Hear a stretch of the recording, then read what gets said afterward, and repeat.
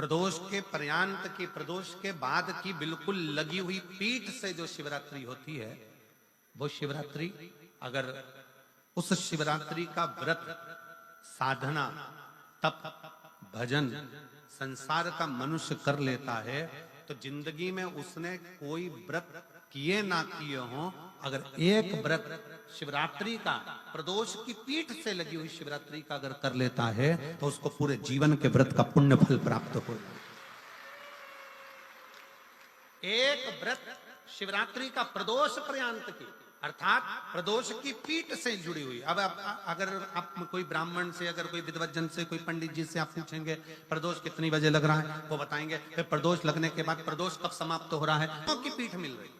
शिवरात्रि के व्रत की इतनी मूलता है। पर एक निवेदन है, अगर कोई बुजुर्ग है, कोई बीमार है, कोई बूढ़ा व्यक्ति है, बहुत बीमार है, तो उसको निवेदन है आप व्रत ये नहीं कि 24 घंटे का करो, आप व्रत 2 घंटे का कर लो, 1.5 घंटे का कर लो, 1 घंटे का कर लो, 15 मिनट का करो। पर निवेदन है कि जो बीमार व्यक्ति है वो आधे घंटे, 1 घंटा, 2 घंटा, 6 घंटा, 15 मिनट पर शंकर की शिवरात्रि का व्रत ये विचार कर करना। बहू बेटा नाते रिश्ते सबको कह देना। कोई बीमार व्यक्ति है ना, वो भी कह दे कि देख बेटा मेरा व्रत है। तो घर के लोग कहेंगे पापा आपकी तबीयत खराब, मम्मी आपकी तबीयत खराब, दादी आपकी तबीयत खराब, आप व्रत कैसे कर रही हो, बच्चे की व्रत, बच्चा कैसे व्रत कर रहा है, तो कह देना मेरा 2 घंटे का व्रत है। 2 घंटे मैं बाबा का नाम लेकर, जल चढ़ाकर, जल का आचमन कर कर मेरे बाबा की भक्ति कर लो 2 घंटे की, मेरा व्रत पूर्ण हो जाएगा। मैं व्रत कर रहा हूं, आधी में पुनी। तुलसी बाबा कहते हैं थोड़े में बहुत होता है। आपके व्रत अगर कोई बीमार है उसके लिए, अगर कोई कष्ट है शरीर में उसके लिए ऐसा व्रत है। बाकी के सभी के लिए तो वही व्रत शिवरात्रि का पूर्ण व्रत है जिसमें भगवान शंकर की विरल भक्ति को हम प्राप्त करें। शिव महापुराण की कथा कर रही है। 3 स्थान का स्पर्श रोग का निवारण कर देता है। 3 जगह पर चढ़ाया गया अक्षत हमारे मन को एकाग्रित कर कर और हमें अपनी मंजिल तक पहुंचा देता है।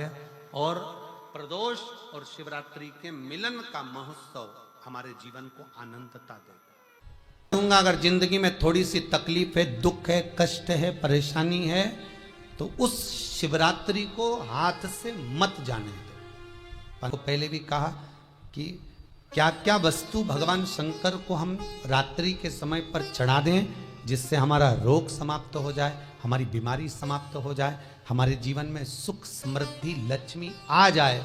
वो समर्पण का भाव। और शिवरात्रि आने में देरी है और आपके जीवन में बहुत कष्ट है, बहुत कष्ट। महाराज 5 कमलगट्टे, 5 बेलपत्र तांबे के लोटे में जल भरकर रख लीजिए। सीधे हाथ पर उस कलश को रखो जिसमें 5 कमलगट्टे और 5 बेलपत्र रखिए।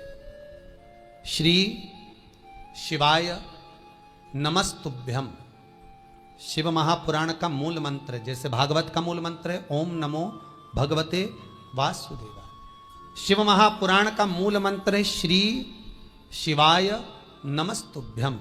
इस मंत्र का 5 बार स्मरण कर कर आपको जो तकलीफ है उसको हृदय चित्त से धरकर मस्तक से कलश को लगाकर किसी एकांतेश्वर महादेव पर, एकांतेश्वर महादेव मतलब अपने गांव से, नगर से, शहर से जो बाहर खेड़े में हो, बिल्कुल बाहर,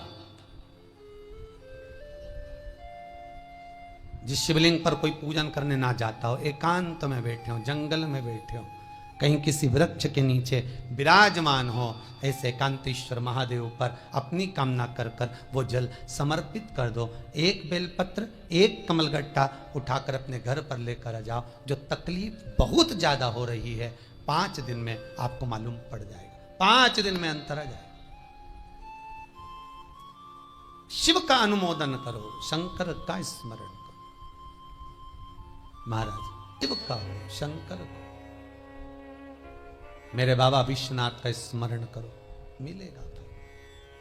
फिर निवेदन करूंगा, ब्रह्मा ब्रह्मलोक में रहते हैं, भगवान विष्णु बैकुंठ में रहते हैं। मृत्यु लोक का अगर कोई देव है तो वो महादेव है।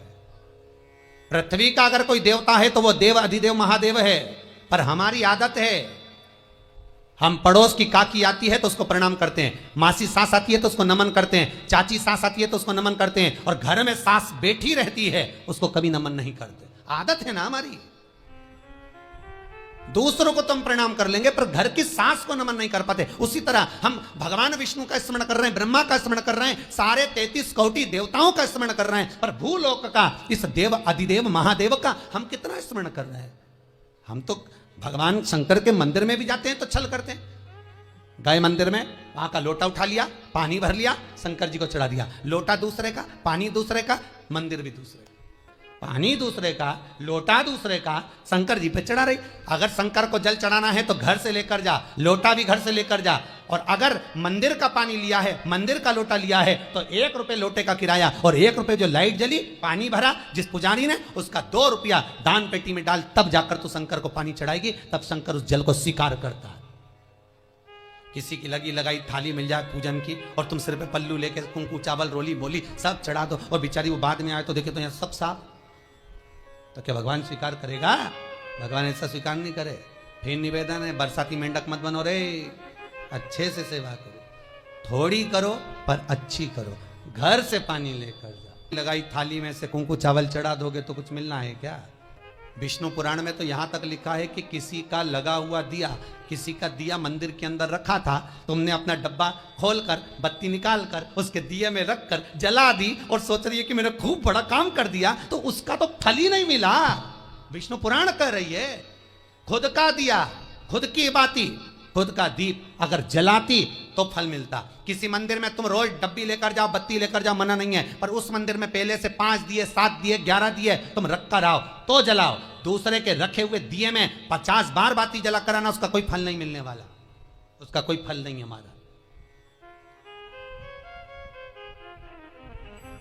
खुद का जल लेकर जाओगे, खुद का लोटा लेकर जाओगे तो फल। यहां तो स्वयं भागवत कह रही है, राजा बलि के सामने वामन भगवान कहते हैं, राजन तेरे कमंडल को लेकर आ, उससे संकल्प छोड़, अगर मेरे जल का संकल्प छोड़ेगा तो उसका कोई फल नहीं मिलने वाला। यहां आता भी है तो साथ में पानी की बोतल लाओ, चावल लाओ, पूजा की थाली लाओ, फिर बैठो। अपना संकल्प अपना होना चाहिए, उसका फल हजारों गुना प्राप्त होता है। दूसरे का जल, दूसरे का चावल स्वीकार कर लिया, उससे फल की कामना नहीं है। भगवान की शिवरात्रि साधना की रात्रि होती है। शंकर भगवान की शिवरात्रि एक आराधना की रात्रि होती है। हमने पहले भी कथाओं में कहा, हर महीने शिवरात्रि आती है, प्रत्येक महीने शिवरात्रि पड़ती है, और प्रत्येक महीने की शिवरात्रि पर अगर आपसे बन सके, आप दुनिया में अगर आपके पास में लोग कहें कि ये बहुत गरीब व्यक्ति है, बहुत साधारण व्यक्ति है, इसके पास धन नहीं है, वैभव नहीं है, सत्ता नहीं है, इसके पास खुद का मकान नहीं है, इसके पास खुद की प्रॉपर्टी नहीं है, इसके पास खुद की दुकान नहीं है, दूसरे के यहाँ काम करता है, इसके पास कुछ भी नहीं है, हम उनसे कहेंगे 12 महीने शिवरात्रि आती है, 5 जगह पर चढ़ाई हुई बेलपत्र, आप 1 वर्ष 12 शिवरात्रि का एक नियम ले लो, 5 जगह पर बेलपत्र समर्पित करना सीख जाओ। 1 बेलपत्र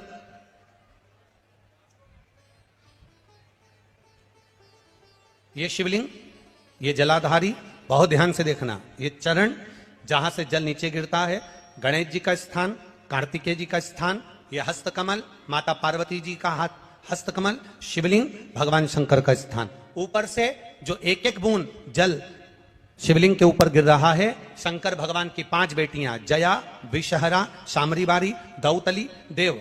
बीच में जो एक मोटी सी लाइन है वो शंकर भगवान की छोटी लड़की, क्या नाम है? अशोक सुंदरी। ये पूरे शिवलिंग का वर्णन। 5 जगह पर बेलपत्र, 5 स्थान पर बेलपत्र। 12 महीने की शिवरात्रि। आप दूसरे के यहाँ काम कर रहे हो, नहीं है नौकरी, नहीं है काम, दूसरे के मकान में रह रहे हो, खुद का मकान भी नहीं, खुद का प्लाट भी नहीं, खुद की प्रॉपर्टी भी नहीं, बहुत संघर्ष की जिंदगी जी रहे हो, ठेला धका रहे, लॉरी चला रहे, गाड़ी चला रहे, ऑटो चला रहे, अपने लिए करने का प्रयास करना। घर में जितने सदस्य हैं, 12 महीने शिवरात्रि आती है, 1 बेलपत्र अशोक सुंदरी वाली जगह पर, डंडी का मुंह नीचे की ओर। दूसरी बेलपत्र माता पार्वती जी के हस्त कमल पर। ये 2 पत्ती जो होती है, इस पत्ती के 2 भाग शिवलिंग के बीच में हो।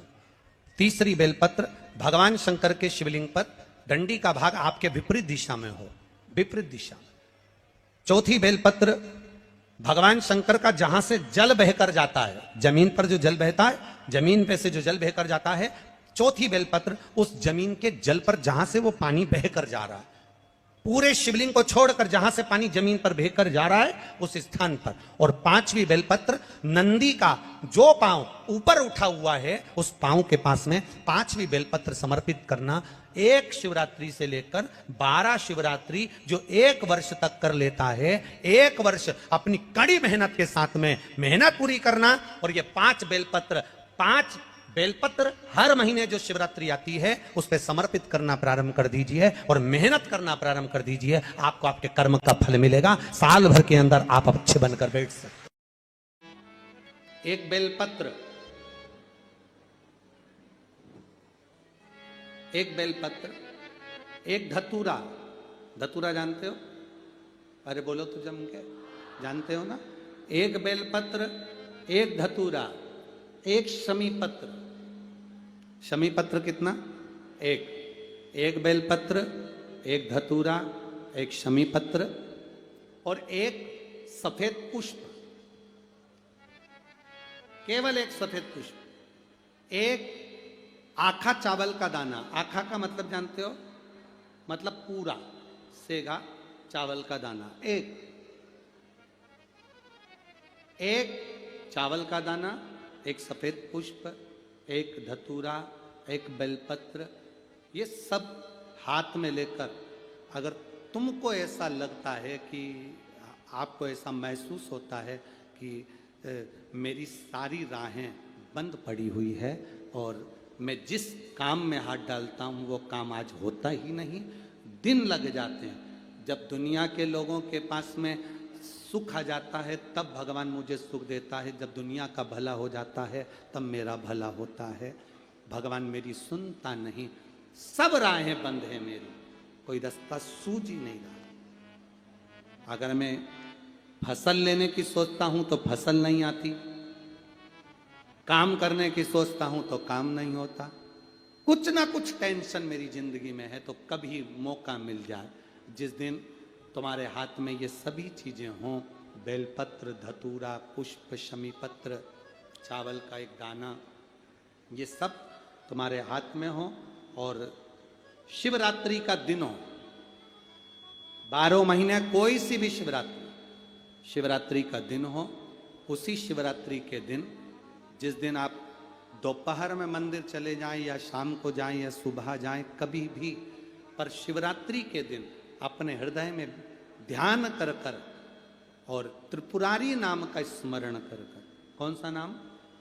त्रिपुरारी नाम का स्मरण कर कर भगवान शिव से अपने मन की बात कहकर, भोला सब दुख काटो, त्रिपुरारी नाम का स्मरण कर कर हाथ में लेकर भगवान शिव के शिवलिंग पर अगर हम समर्पित कर देते हैं तो ये निश्चितता है राहें अपने आप खुलना प्रारंभ हो जाती है और कार्य में सफलता। त्रिपुरारी नाम सुख देने वाला। 3 पुरियों को भस्म करा। 3 पुरियों को भस्म करना मतलब हमारे सामने जो विघ्न आ रहा है, हमारे सामने जो कहीं ना कहीं तकलीफ आती है, उस विघ्न को समाप्त कर दे वो त्रिपुरा। हमारे विघ्न को जो समाप्त कर दे वो त्रिपुरा। किसी कार्य के लिए जा रहे हो, वो कार्य नहीं हो रहा, 50 बार होकर आ गए, वो काम नहीं हो रहा। शिव महापुराण कहती है लाल चंदन, कौन सा चंदन? लाल चंदन को अच्छा घिसो और घिसकर तैयार कर कर बेलपत्री के ये दोनों भाग हैं, दोनों पत्तियां जो नीचे की हैं, इसमें उस चंदन को लगा लीजिए। अगर किसी से आपको पैसा लेना है, वो नहीं दे रहा, या कोई काम है या जॉब है या नौकरी है या उसके लिए, या कोई विद्याध्ययन का कोई कार्य है, कोई स्कूल में पढ़ाई कर रहे हो और वो कार्य नहीं हो रहा, 5 बार 6 बार करके देख लिया, नहीं हो रहा, तो ये दोनों पत्तियों पर लाल चंदन लगाओ। लाल चंदन लगाने का मतलब ये नहीं कि जरा सी तुम बिंदी लगा दो। लाल चंदन जो घिसा है उसको पूरी पत्तियों पर अच्छे से फेरना है, उस लाल चंदन को लगा लीजिए। और महाराज बीच की पत्ती में थोड़ा सा घृत, घृत मतलब गाय का घी, गौ माता के दूध से माखन से निर्मित उस घी को बीच की पत्ती में थोड़ा सा लगा लीजिए। और जो अशोक सुंदरी वाली जगह है, जानते हो ना आप लोग अशोक सुंदरी की जगह, आपको पहले भी कथा में कहा, समझ लीजिए ये शिवलिंग है, ये जलाधारी पर रखा हुआ है, ये गोल जलाधारी है, यहाँ से पानी नीचे गिरता है, ठीक है, ऐसे होता ना शिवलिंग। जैसे ये जो गोल जलाधारी है ये माता पार्वती जी का हस्त कमल है, शिवलिंग रखा है ये शंकर जी का स्वरूप है। जहां से पानी नीचे गिरता है राइट भाग गणेश जी का स्थान, लेफ्ट भाग 6 कार्तिकेय, षडानंद कार्तिकेय का स्थान। जहां शिवलिंग का जहां पानी जाता है उसके बीच में एक मोटी सी लाइन होती है, वो शंकर भगवान की सबसे छोटी लड़की जिसका नाम अशोक सुंदरी है उसका स्थान। तो शिव जी की जो सबसे छोटी लड़की है अशोक सुंदरी, उस अशोक सुंदरी वाली जगह पर इस बेलपत्र को प्रदोष के दिन या सोमवार के दिन आप घी वाली बेलपत्र को अशोक सुंदरी वाली जगह पर रखकर, ये जो चंदन लगी हुई बेलपत्र है इसका मुख ऐसा सीधा की सीधा रखोगे तो गणेश जी की ओर हो जाएगा, षडानंद कार्तिकेय की ओर हो जाएगा। अपनी कामना कर कर जिससे धन लेना है, पैसा लेना है या जो कार्य निकालना है वो नहीं निकल रहा, बहुत प्रयास कर लिया, अदालत में 50 बार हो जाए, काम नहीं हो रहा, तब इस बेलपत्र का प्रयोग करना, बाबा से विनती करना और विनती कर कर वापिस सजाना। केवल 2 प्रदोष या 2 सोमवार कर लीजिए, बाबा आपकी मनोकामना पूर्ण कर देगा। उस बेलपत्र का सुख प्राप्त, जिनका मन, जिनका विचार, जिनकी दृष्टि, जिनका भाव विद्या अध्ययन में नहीं लगता हो, मन उच्चिष्ट हो जाता हो, खेलने में ज्यादा लगता हो, बच्चे चिड़चिड़े हो जाते हो, या चित्तवृत्ति कैसे भी भगवान में लग नहीं रही हो, या आपका भी मन भगवान की सेवा में नहीं लगता हो, दौड़ दौड़ के वही व्हाट्सएप में चले जाए, मोबाइल में चले जाए, फेसबुक में चले जाए, यूट्यूब पर चले जाए, कहीं थोड़ी सी देर के लिए कथा सुनने का मन करे फिर मन भटक जाए, या पढ़ने का मन करे कि अब मैं पूरी शिवपुराण में भी घर में पढ़ूंगी, या मैं भागवत पढ़ूंगी, या मैं रामायण पढ़ूंगी, और 2 दिन तो लेके बैठी, तीसरे दिन से मन में फिर वो चिष्टपन आ गया कि कहाँ बैठ गई, मैंने कहाँ नियम ले लिया। तो ये जो चित्तवृत्ति में आ जाता है, मन उचिष्ट हो जाना, चाहे विद्या से हो जाए बच्चों का, चाहे किसी कार्य से हो जाए, मन की उचिष्टता में भी रुद्राक्ष बड़ा काम का है। यहाँ रुद्राक्ष की मूलता, शहद में 9 मुखी रुद्राक्ष को डाल दिया जाता है शहद के अंदर, रात्रि भर उसको शहद में ही रखा दिया जाता है, और उस शहद को जब आप भगवान शंकर का स्नान कराने सवेरे के समय पर जल लेकर शिव जी के मंदिर जाती हो, तो सबसे पहले उस रुद्राक्ष को निकालकर शंकर जी की जो जलाधारी है उस पर रख दिया जाता है, और उस शहद को शिव जी पे चढ़ा दिया जाता है। उसी शहद को उठाकर लाया जाता है और बाबा का शुद्ध जल से स्नान कराकर, बाबा का पूजन कर कर, दूध दही जो भी आप समर्पित करना चाहते हो, पंचामृत आदि बाबा को समर्पित कर कर रुद्राक्ष और शहद को वापिस लाया जाता है। उसी शहद को मात्र 11 दिन तक आप चाटना प्रारंभ कर दीजिए, आपको कोई नहीं कहेगा कि पढ़ने बैठो, आपकी चित्तवृत्ति स्वयं विद्या में लग जाती है, आपको कहीं जाने की जरूरत नहीं। रुद्राक्ष शंकर का वो अश्रु है, रुद्राक्ष मेरे बाबा का वो अश्रु है, रुद्राक्ष मेरे कालाधिपति का वो सुंदर अश्रु है जिसके बल पर जीव सब कुछ प्राप्त कर सकता।